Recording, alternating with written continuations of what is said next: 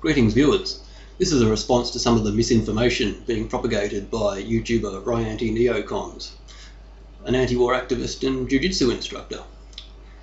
Much of this misinformation has become strikingly popular and well believed within large sections of the anti-war and truth movements. The purpose of this video is, well, first of all, hopefully to engage Ryan in a debate, a YouTube debate. If he has the integrity and the courage of his convictions to do so, and by his convictions I mean his ostensible convictions to peace and, to coin a cliche, a better world, he will take up this offer.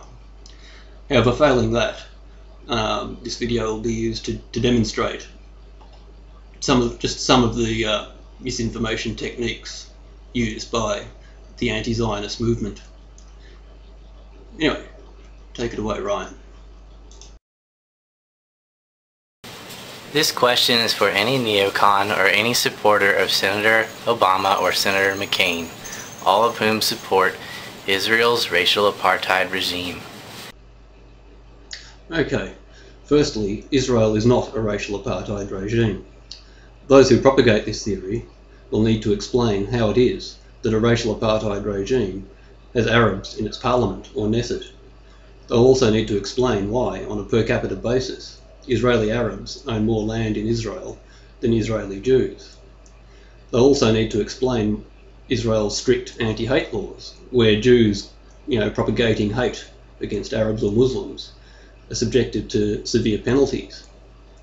Furthermore, Ryan titled his video "Questions for Zionists," but then specifically asks questions of supporters of Obama and McCain and the neocons.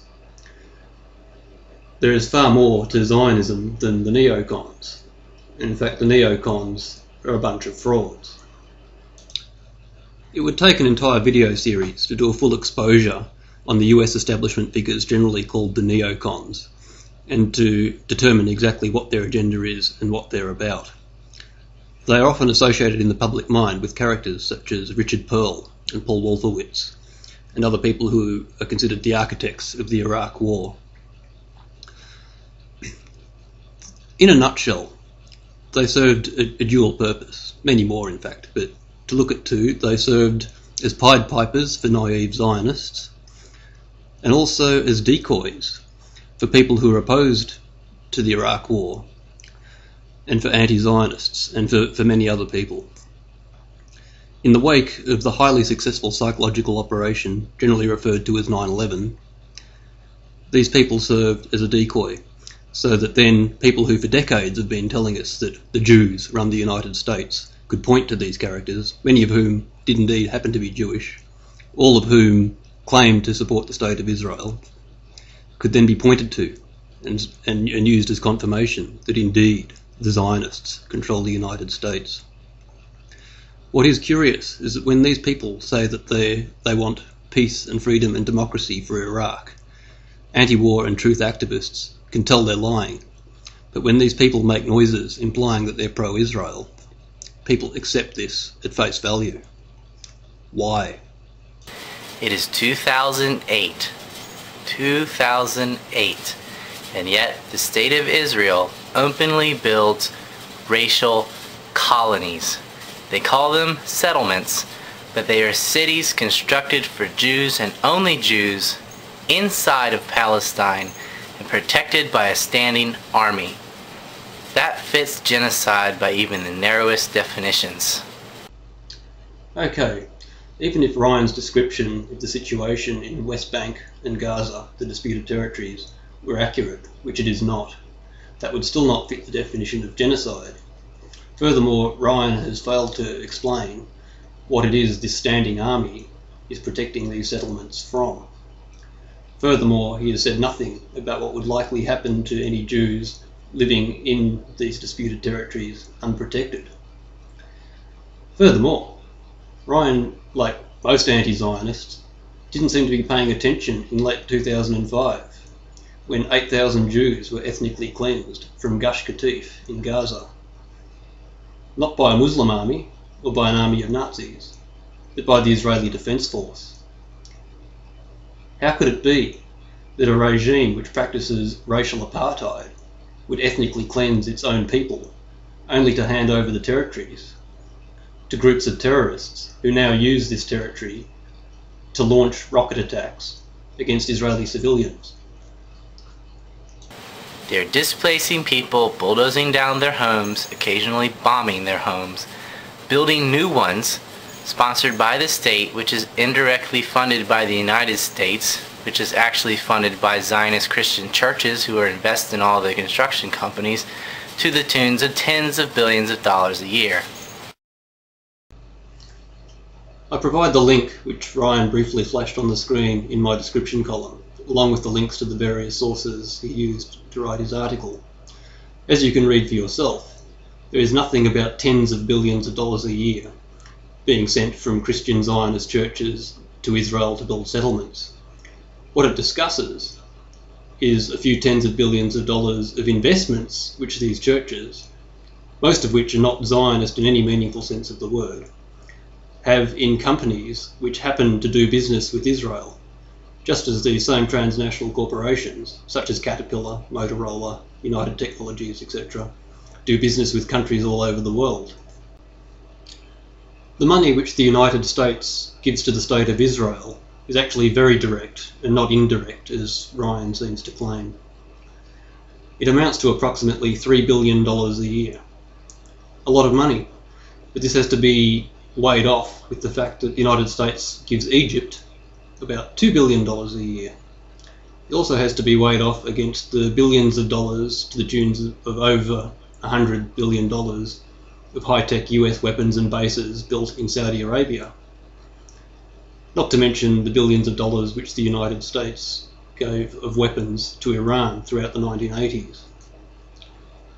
The $3 billion, approximately, which the United States gives the State of Israel each year is primarily a gift to the military-industrial complex. Most of that money, in fact none of that money, goes to ordinary Israelis. It also serves to purchase control of Israeli policies, both foreign and domestic, and also serves as a public relations exercise, actually convincing a lot of naive Jews and Israel supporters around the world that the US establishment is their ally. The US establishment is not their ally. There are 6 million Palestinian refugees, and the settlements have doubled in 2007. Ryan is invited to provide a source for his figure of 6 million refugees. The last figure I heard was 4 million, and it's grossly exaggerated and taken out of context. That figure comes from the United Nations, which has an entire bureaucracy devoted to Palestinian refugees and no other refugees. Most of these refugees stem from the 1948 Arab-Israeli War, which occurred after the Arab states attacked Israel after its birth. Of that, most of those, approximately 200,000 refugees or thereabouts, left of their own accord after the Arab Higher Committee urged them to leave, to get out of the way, with the promise that they would be returned after the Israeli Jews were exterminated. Obviously, the 1948 war didn't go the Arabs' way, and so now these refugees and their descendants are languishing in refugee camps in countries such as Jordan, Syria, Lebanon, countries which have refused to assimilate them or to help them in any meaningful way. All of this has to be looked at in the context of approximately 900,000 Jewish refugees from Arab countries, which the various Arab regimes forced to flee, most of whom went to Israel, virtually doubling its population in a very short period of time. In the 1970s, Israel built a series of modern houses and facilities to house those refugees languishing in UN refugee camps in the disputed territories of Gaza and the West Bank. What happened was the PLO threatened to murder any Arab who took up the offer, and the United Nations condemned Israel for building these modern houses for them. Why would they do that? Furthermore, one has to look at the fact that over the 20th century there have been numerous refugee crises across the world. refugees from these various crises have been successfully resettled in various other parts of the world which are safer. Why has this not happened with the Palestinian Arabs? It becomes quite clear that the Arab states and the United Nations and the globalist establishment generally are using these human beings as political footballs, as hostages. And I strongly recommend a documentary movie by Pia Rehov called The Hostages of Hatred, which goes into this in great detail.